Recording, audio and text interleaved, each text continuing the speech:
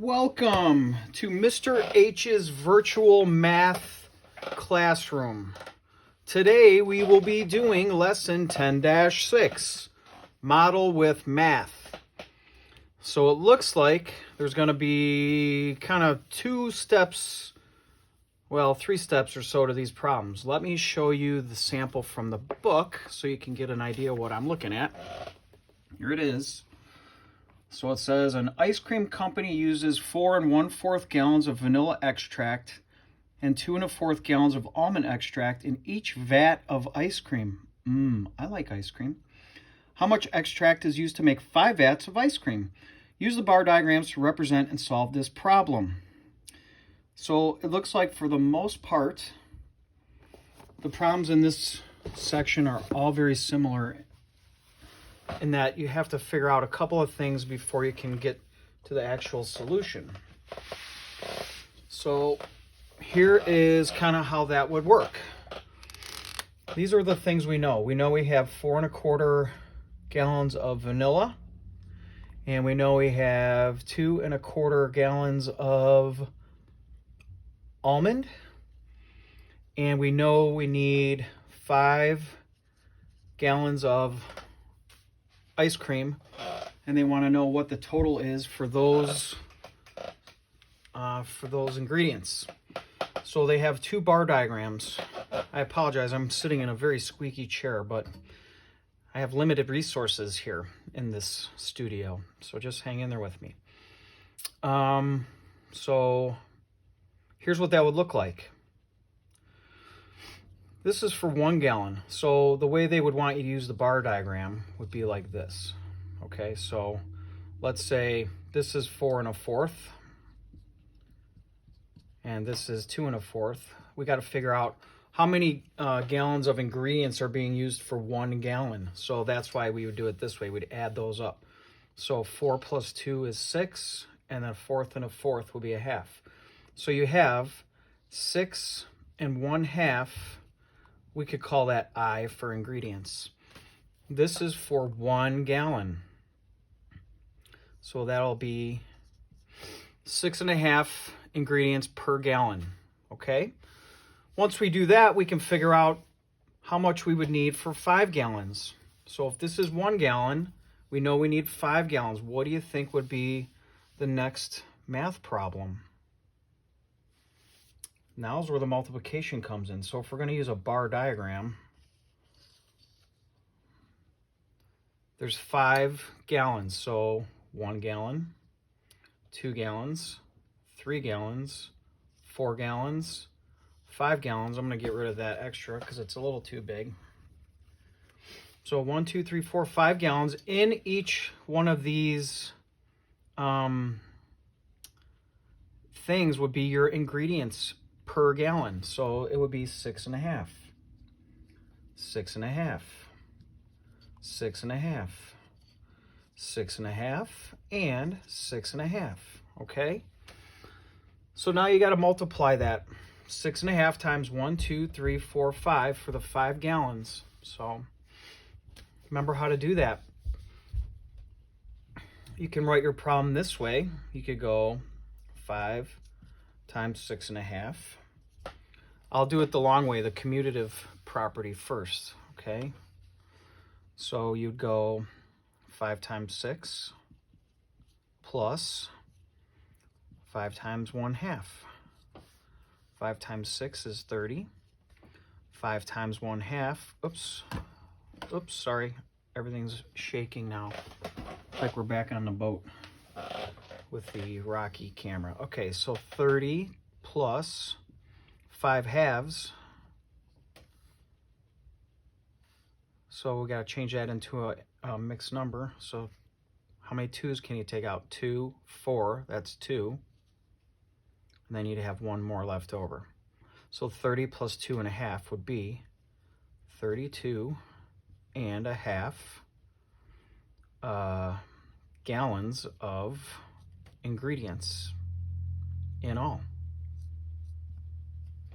Okay. The other way you could do this would be to change that into a mix or an improper fraction. So 6 times 2 is 12, plus 1 would be 13, and then just multiply it across. But this is probably easier for this situation. So that's how you do that one. Okay? So this would be gallons. So gallons would equal 32.5. Okay. Could take another gander at some other ones here. This is on page 575 in your textbook. So we would take a look at that. Here's what that looks like. I'll just do this first one here. So this is the one I'm going to do.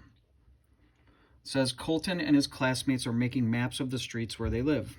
How much green and black felt does his teacher need to buy so 25 students can each make a map? Well, they're talking about green and black felt. So here's felt. So we would only need the ones that they mentioned, green and black, those two down there. So they got 25 students. So one map would be those items added together, and then to make 25 maps, you'd have to add those up first and then multiply by 25. So they want us to do bar diagrams and equations, so that's what we're going to do. So we're going to represent adding that up, and then we're going to represent multiplying it by 25. Okay? So here we go. Good times, good times. So first bar diagram, just like that last problem, we're going to add up. So this would be felt for F. Green would be 4, 6, and black felt would be 5, 6. So 4, 6 plus 5, 6 equals 9. Oops. Getting a little crazy here. 9, 6. So probably don't want to leave that as improper. We want to change it to a mixed number. So take a 6 out of there. That'd be 1. There'd be 3 left over. 1 and 3, 6, which is equal to, you guessed it, 1.5. Ta-da! Okay, so now they need 25 of those. Oh, they want me to draw a bar diagram for 25 things? Jeez, that seems insane. 25? How do they make, well, they could just make it like 4 or something, or it'd be reasonable. So technically you'd need 25 parts. I don't know how many this is, a lot. 1, 2, 3, 4, 5, 6, 7, 8, 9, 10, 11, 12, 13. Jeez. This is not your standard bar diagram. Just imagine it was one long line with 25 parts. Seems like a lot to me. I'm pretty sure that's 25. And then in each one of those, I would write down 1.5. Okay, so the equation for this would be 25 times 1.5. Okay? This one probably would be okay to multiply this right here and make it an improper fraction. So 2 times 1 is 2, plus 1 is 3. So now we're looking at 25 times 3 halves, right?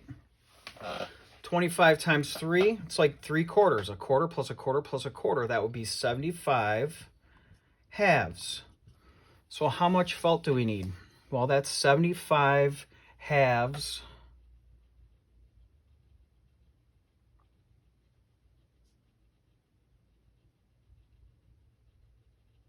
That's 75 halves. So now you got to divide that. So 2 goes into 75. Now we got to change this into a mixed number. Here we go. So how many times is 2 going to 7? 3.